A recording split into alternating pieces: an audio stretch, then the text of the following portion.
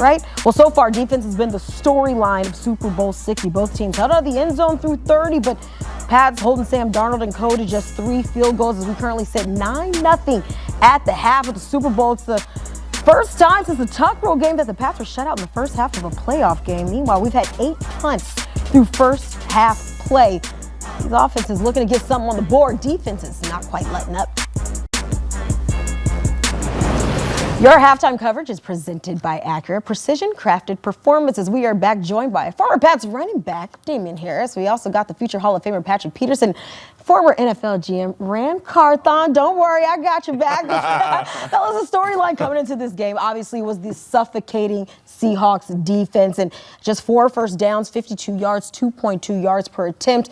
That's been given up. I mean, Pat is my defensive representative of this group of us. I mean, is this just an example of Seattle's elite defense, or is it just that New England is failing to adapt? I think it's a prime example of the Seattle Seahawks elite defense. These guys have been up to the challenge all year long, been suffocating quarterbacks as we saw here in the first half with Drake Maye being sacked 3 times, been harassed pretty much all game, 48 passing yards, 6 of 11.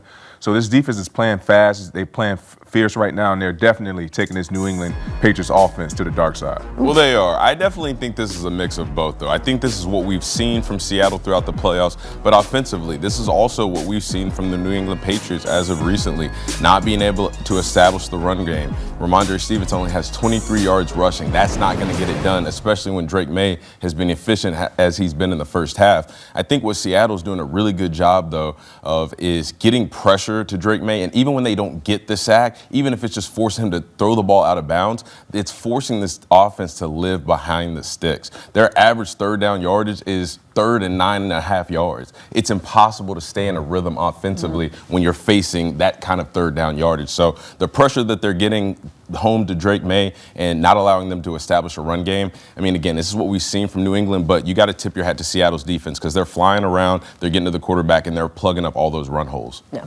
Third down is what you knew that was going to be one of the keys coming into this game, and it was which side of the ball can be efficient on third down. Coming into this matchup, the Patriots offense was 6th in the NFL in converting on third down, but Seattle's defense was 1st in the league in terms of third down. So we're in a situation where the Patriots are 2 for 7 on third down, no trips to the red zone to have the opportunity to score. So you've seen this defense. Pat talked about it in the pregame show, in having to be ahead of the chains on those early downs, right? To make second and third down manageable. You talked about it, Dame. They have not been able to get the run game going, been tackled a bunch behind the line of scrimmage, and now you enter second and third down in long yardage situation.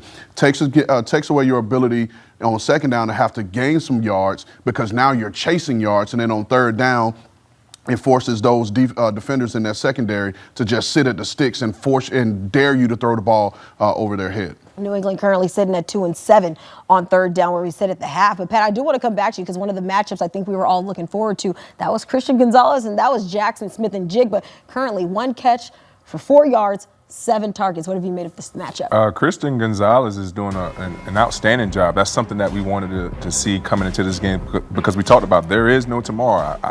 Iron sharpens iron. You want your best players on the opposing team best player. And right now, he's doing an outstanding job. Had a touchdown tip away late in the first half to keep points off the ball, but he's doing an outstanding job of standing in the hip pocket of JSN. Meanwhile, on the other side of this thing, I do want to talk about Sam Darnold, Damien, currently sitting at 9 for 22, 88 yards. I mean, obviously struggling to find the end zone with his guys. Did have that tip pass that Patrick just told us about, but what have you made of his performance thus far? Well, I've been impressed with his ability to escape sacks and to navigate the pocket. And I think coming into this game, we would have expected that from Drake Maye. He's held on to the ball more. He's taken more of those unnecessary sacks when he could have just thrown the football away. Sam Darnold is escaping the rush. He's doing a better job of not losing yardage. And whether he finds a completion, whether he's done a couple times, one time was to Kenneth Walker for a first down on a third down. And other times it's just throwing the ball away, dirting it, living to fight another down. So I think his ability to navigate the pocket is serving them well because opposed to New England, they are staying ahead of the down and distance. And third down, they're usually in 3rd and 4, 3rd and 5, 3rd and manageable. So I think that's a big advantage to Seattle right now, even though he's not lighting up the stat box with, the passing yards and passing touchdowns. Yeah, I agree with Dame 100%. You talk about it 9 for 22. That does not scream efficiency. But again, what we've seen out of Sam Darnold throughout the playoffs has been no turnovers. Now, there were a couple balls early where you were like, ooh, that was close, especially the first pass of the game. That was something that New England's secondary is keying on because they are sitting hard at the sticks and they're breaking on everything coming forward. But I like what Seattle did, even though Christian Gonzalez made a hell of a play downfield, batting away that deep ball to Rashid Shaheed. But it forced them to throw the ball downfield and now forced that secondary to back up. I'll be interested to see how the passing game adjusts in the second half and how they adjust their route combinations because a lot of things seem to be outbreaking and really thrown on the perimeter, allowing those DBs to kind of sit at the sticks and break forward. Damien, earlier you talked about it was a mix of both. When I asked you the very first question, was this more so about Seattle and this suffocating defense, or is it just New England unable to adapt? But if you are the Patriots, you're going into the half, you're currently down 9-0. You have this defense, you're being able to slow down Sam Darnold, hasn't really found that end zone, not able to score. How are you feeling at this exact moment? Well, I'm feeling confident because as lopsided as this game may feel, New England gets the ball to start the half. If they go down and score, it's 7-9. Okay. This is a football game. There's nothing, again, Drake Maye hasn't turned the football over. They've played clean in terms of operation and how they want to do things. They're just not successful in terms of gaining yards, getting the ball across the 50-yard line, and getting in scoring position. But if you're Mike Vrabel, you're telling Drake Maye, keep taking the shots, maybe get the ball out of your hand a little bit quicker. We're going to try to establish the run game. Defense, keep doing what you're doing. I mean, we've held them to 3 field goals, and we've spotted them some advantageous field position at times. So let's just keep doing what we do. Chop wood, carry water, do the same thing that we normally do. What you laughing about? What's wrong? I like I was going to say, what's wrong with that? What you laughing at? But again, Carry the water one. I heard it chop wood. We have heard carry chop the wood. And y'all too old to not have heard about that. But again, we're from Florida, you're from Kentucky. Here we go. But nonetheless, though, would y'all gentlemen agree with me, though? If you're Mike Vrabel, you're telling your team, just stay with the game plan.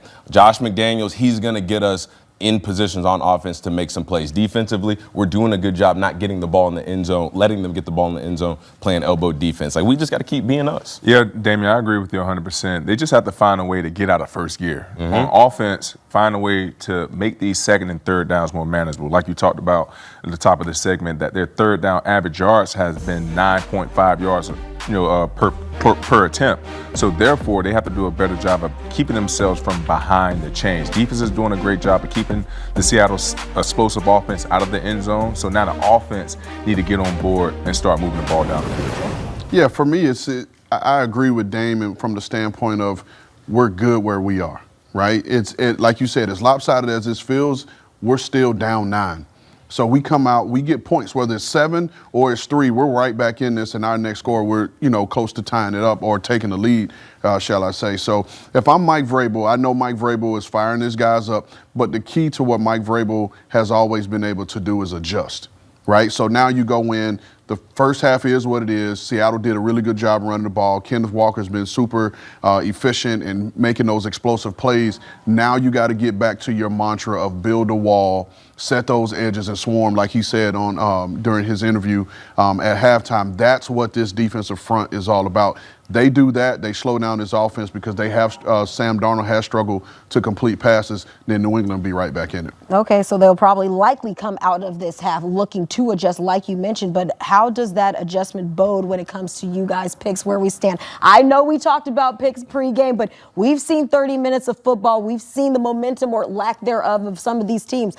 P, I'm going to take this one your way. What's your pick for this game? I'm sticking with the New England Patriots. I just feel like with the experience on the New England Patriots sideline with Mike Vrabel and Coach Josh, they will find a way to get their team going. The left side of this offensive line right now is struggling. So I would assumed that they would have some chippers, somebody out there to help Will Campbell and Jarrett Wilson, just because of the pressure that the Seattle Seahawks defensive line is applying. So I'm sticking with my pick. I'm going down with my guns. Yeah, I'm sticking with New England as well. Because listen, they're just one play away, and we can look at it from an offensive perspective and what Drake Maye can do. But we can also look at the fact that you mentioned it earlier. Sam Darnold threw some balls where we were like, "Ooh, that was close." Even the last play, like you said it.